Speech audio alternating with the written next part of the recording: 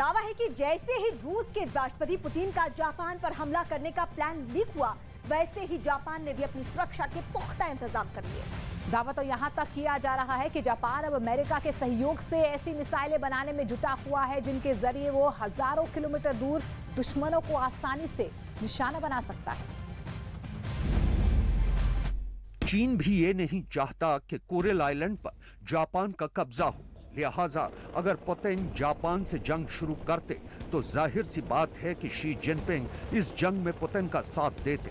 वैसे भी जिस वक्त चीन का जंगी बेड़ा ताइवान के बहुत करीब युद्धाभ्यास कर रहा था, तो चीन की नौसेना ने जापान के करीब सेनकाकू द्वीप को लेकर भी गलत इरादे जाहिर किए थे। जापान और चीन के बीच बड़ा ट्रिगर पॉइंट यूक्रेन में चल रहा युद्ध भी बन चुका है, क्योंकि चीन ने इस मसले पर एक तरह से रूस का विरोध न करके उसका खुला समर्थन किया है और जापान को लगता है कि अगर ताइवान को लेकर जंग हुई तो व्लादिमीर पुतिन भी इसी तरह शी जिनपिंग की हां में हां मिलाएंगे। इसलिए जापान और चीन के बीच बर्निंग पॉइंट सिर्फ ताइवान ही नहीं, सेनकाकू द्वीप भी बन सकते हैं। सेनकाकू द्वीप ताइवान के उत्तर पूर्व और चीन की पूर्व दिशा में है, जबकि ये जापान के दक्षिण पश्चिम में है।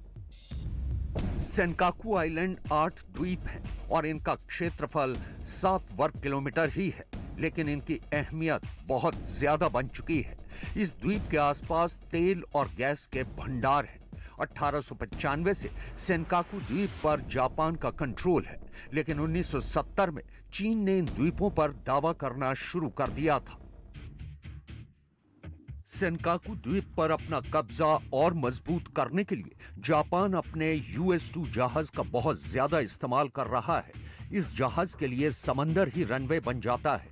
इसकी वजह से जापान अपनी फौज की छोटी टुकड़ियां आसपास के द्वीपों पर जल्दी तैनात कर सकता है।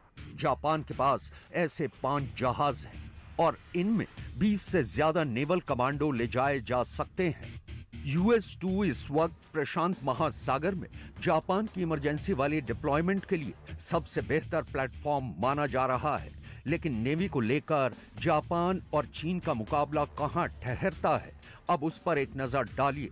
क्योंकि जापान चीन के मुकाबले एक छोटा देश है, लेकिन उसकी नौसेना की ताकत गजब की है, ज्यादा अनुभवी है और ये चीन को बड़ी मजबूती से टक्कर दे सकती है। ये एक ऐसा वॉर जोन है जहां अमेरिकी नेवी भी चीन को टक्कर देगी। इसलिए नेवल फ्रंट पर चीन के लिए अकेले जापान से मुकाबला करना आसान नहीं होगा।